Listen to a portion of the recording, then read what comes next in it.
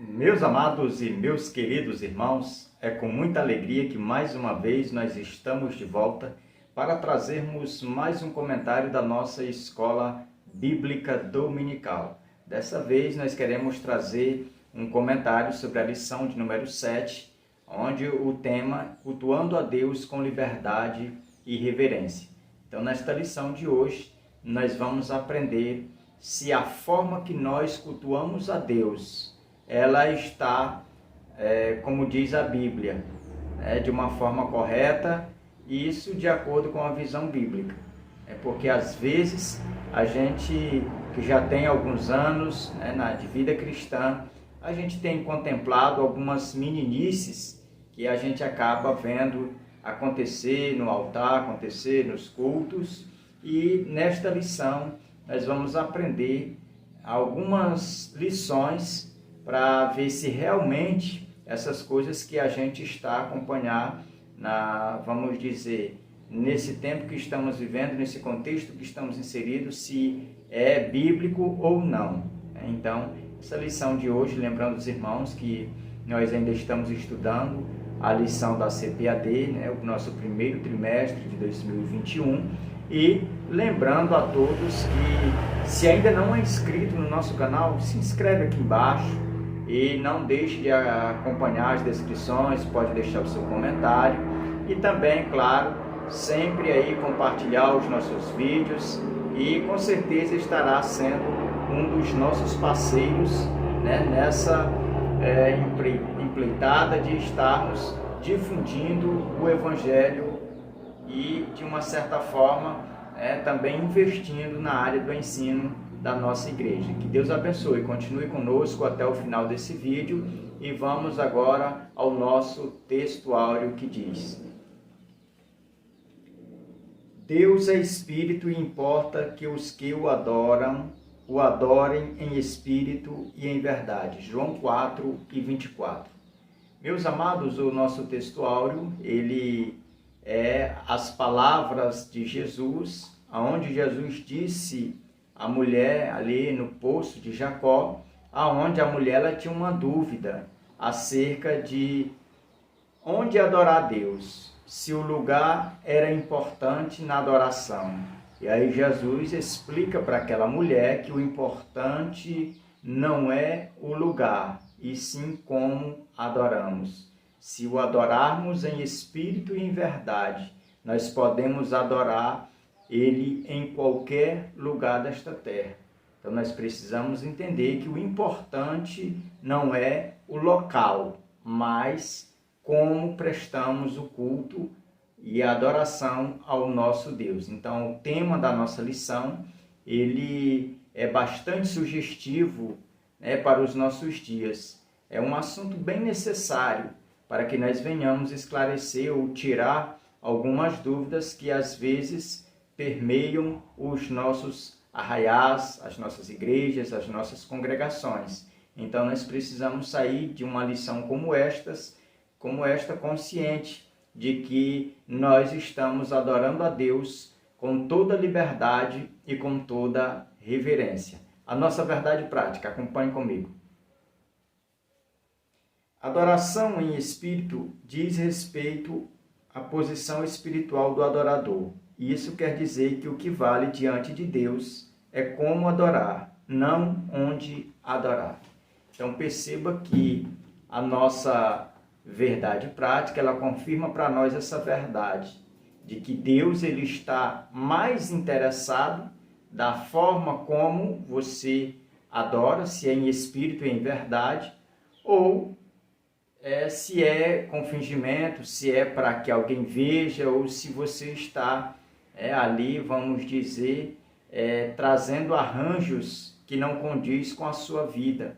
Então nós precisamos tomar bastante cuidado quando nós nos levantamos para adorar a Deus, porque Deus ele só aceita uma adoração como autêntica e verdadeira, uma adoração que é em espírito e em verdade, e não se importando com o local. Você pode adorar a Deus em qualquer lugar, desde que seja em espírito e em verdade, Portanto, o ambiente ele não é o vetor principal da tua adoração.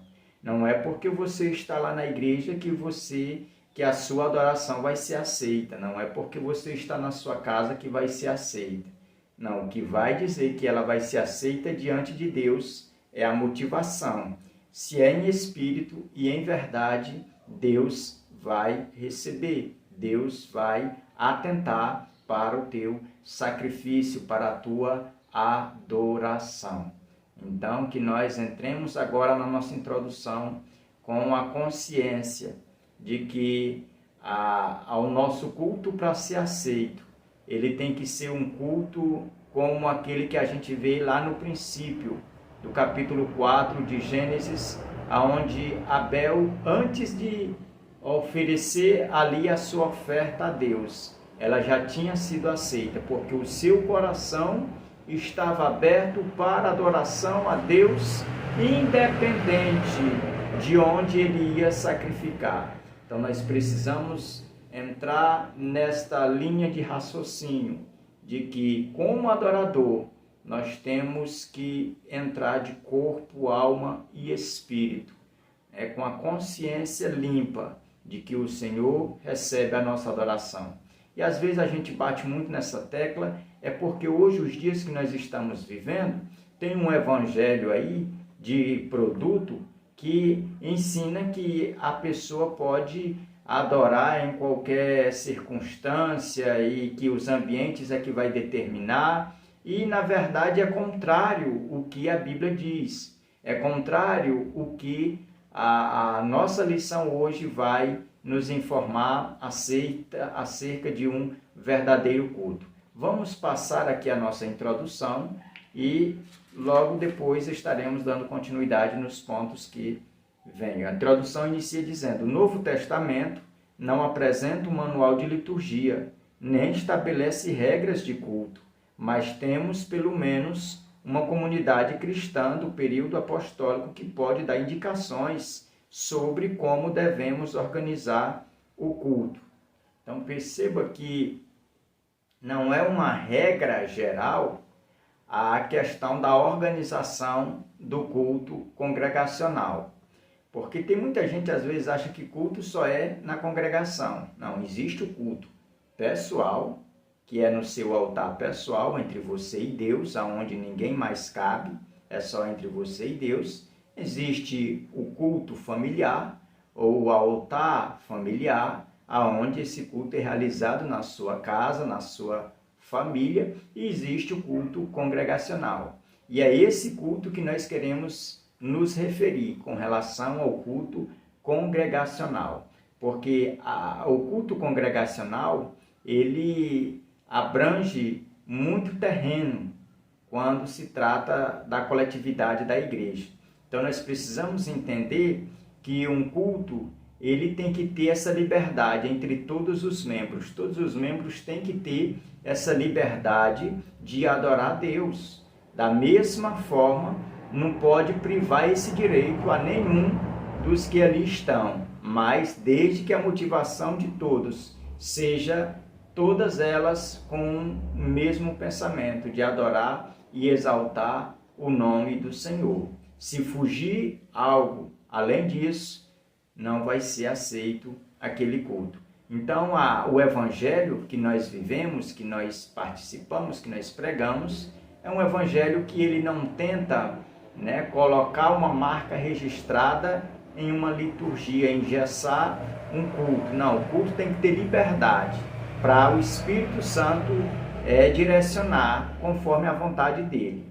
A vontade humana ela não vem prevalecer, não vem engessar ou colocar o Espírito Santo dentro de uma caixinha, dentro de 4 paredes e dizer a hora que ele tem que falar, a hora que ele tem que usar os vasos. Não. A nossa liturgia, ela dá tanto liberdade para o adorador como para Deus, assim fazer como lhe apraz, conforme a palavra de Deus nos informa que devemos nos comportar. Então nós não podemos ficar presos dentro de um ritual, assim como os judeus eles ficavam nas sinagogas.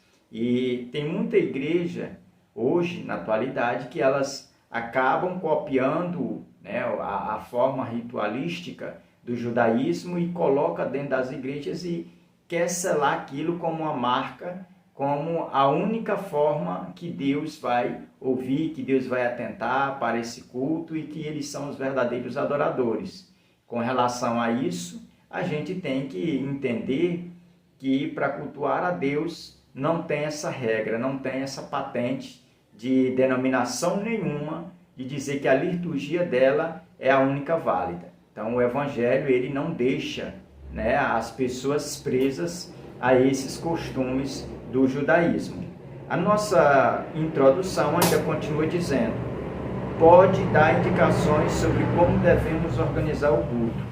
Igreja de Corinto, descrita no capítulo 14 de 1 Coríntios, com base nesse exemplo, vamos estudar como devemos ser nosso culto, os elementos para que ele seja aceitável a Deus. Então é com base na história descrita em 1 Coríntios e na igreja de Corinto que nós vamos aprender ou extrair algumas lições desse texto de como nós devemos adorar a Deus, de como nós devemos prestar um culto aceitável a Deus. O primeiro ponto da nossa lição fala sobre o culto pentecostal, liberdade e reverência. Aqui na introdução desse ponto diz: o cristianismo não tem o objetivo de padronizar o mundo, nem destruir as culturas. Sua mensagem, porém, é universal.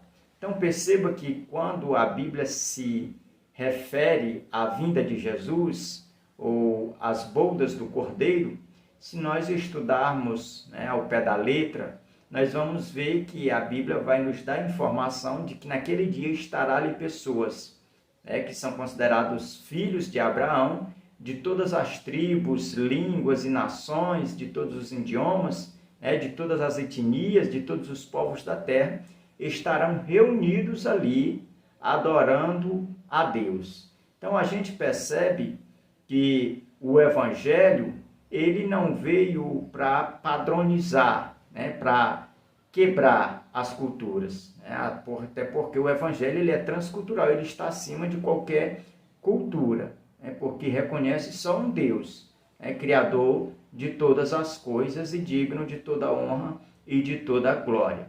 Então nós que somos considerados cristãos, nós não precisamos porque estar querendo quebrar a cultura de um povo ou de uma determinada nação. Pelo contrário, a gente tem que pregar o Evangelho, porque é o Evangelho que gera essa transformação dentro do adorador. E essa transformação ela não vem de fora para dentro, ela vem de dentro para fora. Então a gente já precisa saber que o Evangelho ele está acima de qualquer cultura. O nosso primeiro tópico fala sobre a flexibilização cristã. E aqui nesse tópico, onde a gente vai aprender que as denominações elas têm liturgias, mas essas liturgias elas não podem ou privar ou ser tão rigorosa a ponto de impedir a pessoa de adorar a Deus. Ela tem que ter essa liberdade, mas também tem que ter essa reverência, porque quando nós entramos na casa de Deus, a Bíblia nos diz que nós devemos guardar o nosso pé, ou seja, com temor e com tremor, que nós devemos respeitar o lugar onde os santos se reúnem para adorar a Deus. Não é de qualquer forma, não é de qualquer jeito, não é como a gente vê hoje na atualidade, onde essa geração mais nova ela tem aprendido de uma forma errada, onde chega, faz da forma que quer, não presta reverência. Então a gente percebe que eles foram ensinados errado. Então a gente, diante de uma lição dessa, tem a oportunidade de voltar essas lições à nossa geração, de que nós precisamos ter liberdade, mas ao mesmo tempo reverência. Devemos aí, portanto, nos comportar como verdadeiros adoradores a Deus. O segundo tópico fala sobre o culto. A palavra culto ela vem de uma palavra do grego latreia, que significa culto ou trabalho, e essa mesma palavra ela tem origem no hebraico, que é avodar, que significa serviço ou culto, aparecendo lá em Êxodo, capítulo 25, versículo 25 e o versículo 26. Então, o culto ele é um serviço que nós cristãos prestamos a Deus. Culto é trabalho, é serviço de adoração. Então, nós não podemos perder isso de mente, né? Nós precisamos sempre atentar para o significado, a etimologia dessa palavra. O terceiro tópico fala sobre a reverência no culto.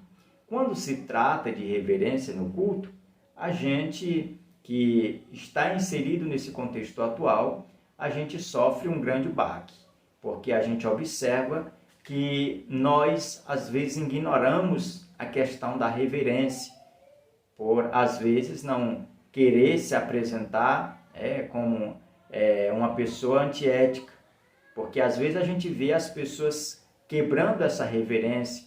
Por exemplo, momento de culto tem gente com um celular, acessando redes sociais, né? Então, querendo ou não, isso é uma irreverência no meio do culto, atrapalhando os adoradores. Então, a gente precisa entender que a reverência ela tem que estar presente, primeiro porque ela é bíblica, segundo porque é um princípio que não pode ser ignorado, que não pode ser quebrado. Então, nós precisamos continuar firmes, confiando no Senhor, de que Ele nos ajudará a nos apresentarmos como pessoas reverentes. O segundo ponto da nossa lição fala o centro do culto pentecostal. Nesse ponto, nós vamos aprender que a igreja ou toda a congregação, a Assembleia de Deus, ela se reúne em torno do nome de Jesus. Ou seja, assim como Jesus, ele é o principal personagem da Bíblia Sagrada, ele também é o principal personagem da igreja, ele é o cabeça da igreja. Então, ele é o centro, ele é a mensagem central que tem que ser apresentada em um culto. O nosso primeiro tópico fala sobre o centro da nossa adoração. O centro de toda e qualquer adoração que saia da boca e do coração de um santo é a pessoa bendita de Jesus, é a pessoa bendita do Espírito Santo. Então, se nós adoramos, é porque nós reconhecemos essa verdade. O segundo tópico fala sobre um culto vibrante no poder do Espírito Santo. Então, um adorador que reconhece que tem que adorar só a Jesus, o culto dele não vai ser um culto natural, não vai ser um culto frio, não vai ser um culto de aparência duvidosa, mas vai ser um culto vibrante no poder do Espírito Santo. Não estou aqui me referindo àquele culto que as pessoas acham que é adorar a Deus, né? Com aqueles movimentos, com aquelas práticas que às vezes até envergonham o Evangelho. É aquele cai-cai, aqueles pulos sem noções, é aquelas coisas que os neopentecostais vêm afirmar que é, às vezes, um culto pentecostal, e na maioria das vezes é um culto, né, que a gente até diz que está fora, né, aí do equilíbrio moral e ético do reino de Deus. Então nós precisamos tomar bastante cuidado com relação ao culto que nós estamos prestando para Deus e às vezes autentificando, dizendo que é de Deus e às vezes não é. Então nós precisamos tomar cuidado, ler bem essa lição de hoje para sairmos daqui sabendo o que é e o que não é um culto vibrante no poder do Espírito Santo. Terceiro, características pentecostal. Então, as características pentecostais, elas marcam todo e qualquer culto, né, do Novo Testamento para cá, porque um culto pentecostal, ele traz consigo algumas marcas. Por exemplo, a liberdade do Espírito Santo falar, ministrar os dons, o manifestar o fruto do Espírito na vida daqueles que o buscam, na vida daqueles que realizam a obra de Deus. Então a gente precisa entender que uma pessoa que é cheia, marcada com o Espírito Santo, ela faz a diferença até na hora do culto, até na hora da sua adoração é diferente. O terceiro ponto da nossa lição fala como se expressa a liturgia de nossas igrejas. É uma pergunta, uma indagação, que nós vamos ter oportunidade de respondê-la. O primeiro tópico fala nossas reuniões de adoração. Nesse primeiro tópico, nós vamos ver que a maioria baseia a sua fé nos relatos bíblicos e são milagres registrados na Bíblia que inspiram e levam irmãos a receberem as bênçãos. Então, a gente precisa entender que as nossas reuniões de adoração, elas são marcadas através de testemunhos, mas os testemunhos que tem na Bíblia Sagradas, que tem o objetivo de nos inspirar, que tem o objetivo de nos motivar, de nos fazer avançar, seja em busca de um milagre, seja em busca de uma vitória, seja em busca, quem sabe, até mesmo de vencer um obstáculo que está diante de nós. Então, nós precisamos entender que nós precisamos ler a palavra de Deus, porque é de lá que nós vamos tirar força. É na palavra de Deus que nós vamos encontrar consolo. A palavra de Deus para nós, ela é refúgio, ela é fortaleza. Então, o verdadeiro cristão, ele nunca deixa de lado a palavra de Deus, ele nunca se aparta, nem de dia e nem de noite, da leitura e meditação da palavra de Deus. O segundo tópico fala sobre o culto pentecostal. Então, nós precisamos aprender com esse tópico acerca do culto pentecostal, que essas experiências pentecostais, elas não têm que ser superior à Bíblia Sagrada. Então, na Bíblia nós encontramos toda e qualquer, vamos dizer, ferramenta para nos ajudar com relação ao culto pentecostal. O culto pentecostal é um culto onde o Espírito Santo está na direção. É um culto onde quem fala não é o homem, quem está diante da igreja não é o homem, mas sim a mão poderosa e misericordiosa de Deus através do Espírito Santo. É o Espírito Santo quem fala, é o Espírito Santo quem ministra, é o Espírito Santo que está usando instrumentos em um culto pentecostal. Que Deus abençoe. Até o nosso próximo encontro